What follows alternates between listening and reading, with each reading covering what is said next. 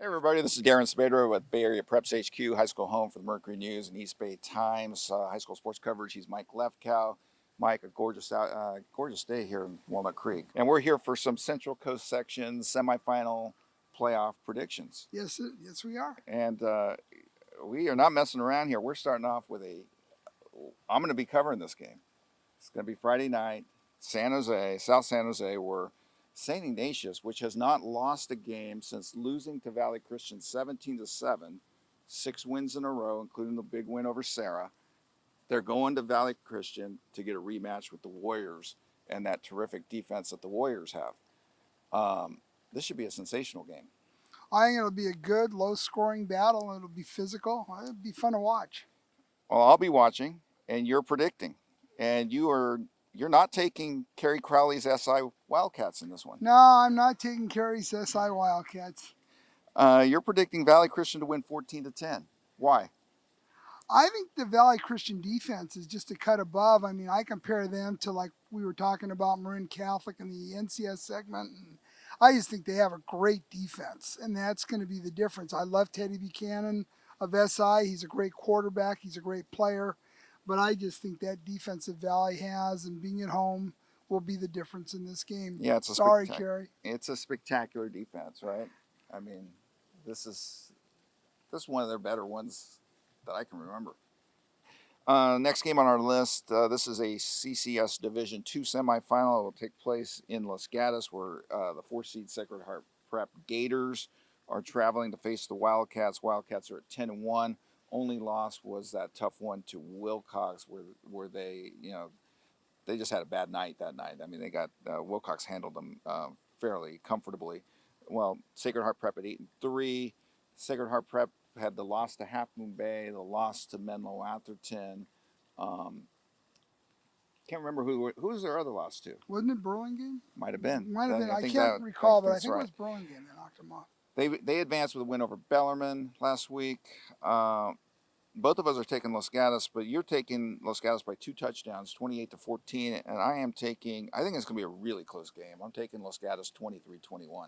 Yeah, I debated it, and after I was done, I thought about making it a little bit closer, but then I said, no, I'm going to stick with this score, and I think Los Gatos is on a roll, and we'll see what happens. I think when the CCS created this system of competitive equity for its football playoffs, I kind of think they envisioned something like what is unfolding on the other half of the Division II bracket, where we're going to have a number 7 seed against a number 6 seed in the semifinal.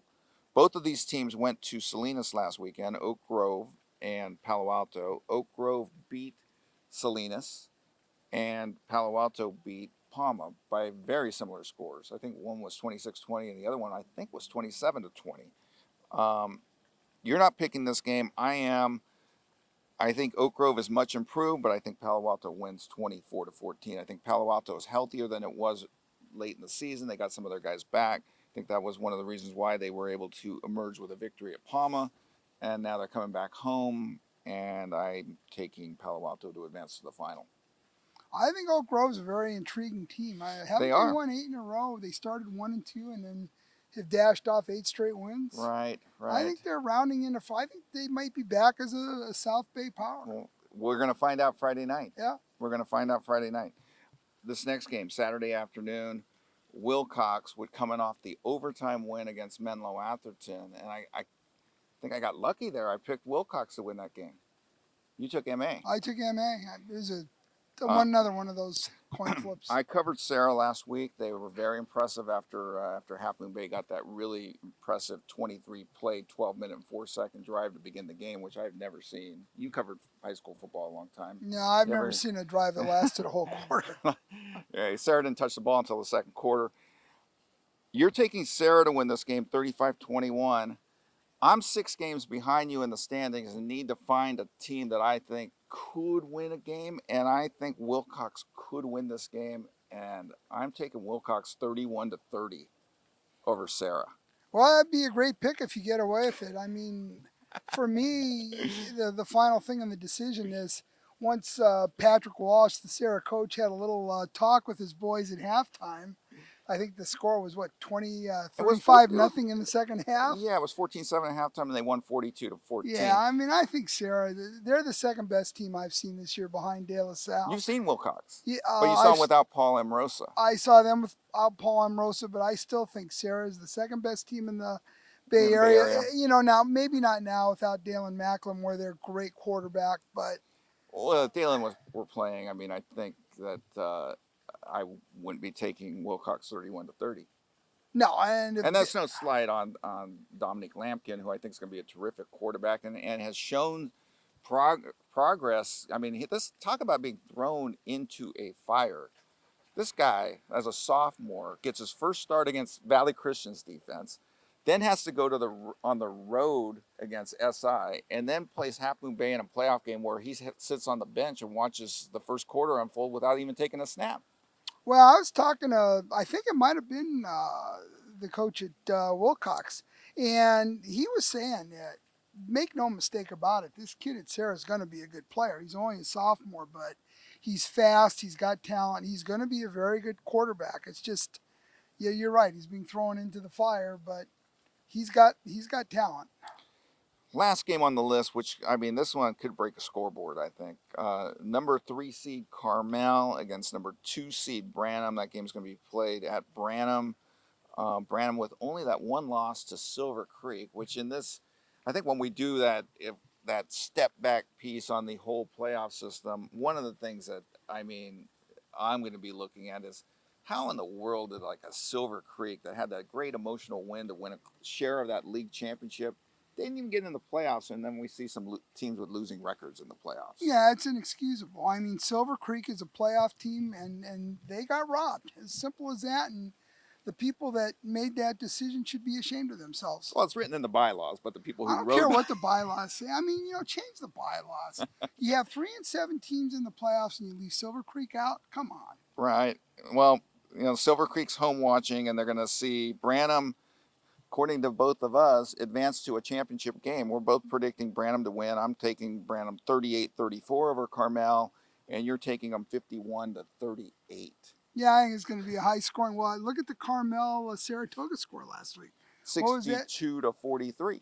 Yeah, I mean, this could be right up there. I think Branham can score at will against Carmel, and Carmel's got a hell of an offense. Speaking of Saratoga, I know their season's over, but be sure to check our website for Elliot Allman's great story on Peyton Stokes, who overcame a tumor to play this season. I mean, kind of a scary thing. Yes, and Peyton ended up being the MVP of the Santa Clara Valley Athletic League El Camino division. Paul Amorosa was the MVP of the El Camino or of the De Anza division. So, where are the linemen in this MVP race? Peyton Sedroik. Oh, there you go. He got the MVP for Liberty of the Bay Valley Athletic League. I think I voted in the Heisman Trophy once, and I was looking for a lineman to vote for. And you couldn't find one. I can't remember what year. Was it that guy who ended up being on the sports cover for the he played for the Green Bay Packers? You know, it was so long ago. I can't remember. Right? Oh, well. I was covering Stanford at the time. It happens. Be sure to check out our coverage, mercurynews.com, eastbaytimes.com. Sign up for that digital subscription, $1 a week. Yep. Correct? Anything else you wanted to rant about? You don't have to worry about the Big Bone game until next week. God, another thing that irritates me, the Big Bone game. How come Lincoln's not in the playoffs? They belong in there. It's next Thursday. They'll be playing San Jose, their arch rival. I'll bet they're fired up for that one. No, again, I'll say the same thing I said in NCS. CIF has got to do a better job with this. There are teams that should be going to state that will not have a chance. And they've got to start. Serra, Wilcox, right? SI, right. I mean, some of these teams, wow, you know. Yeah. Well, the winner in Division I goes, and I mean, they're reading their own. Right. It would be nice of a Serra, Valley Christian, whoever winds up losing. Liberty, Pittsburgh. Yeah, it would be nice if those teams get chances. Yeah, Monte Vista could be a very solid. What are they now, 8-3? They'd be a very solid 8-4 with 2 losses to De La Salle. So. Right. There you go. That's a wrap. He's Mike Lefkow. I'm Darren Sabedra. Have a good one, guys.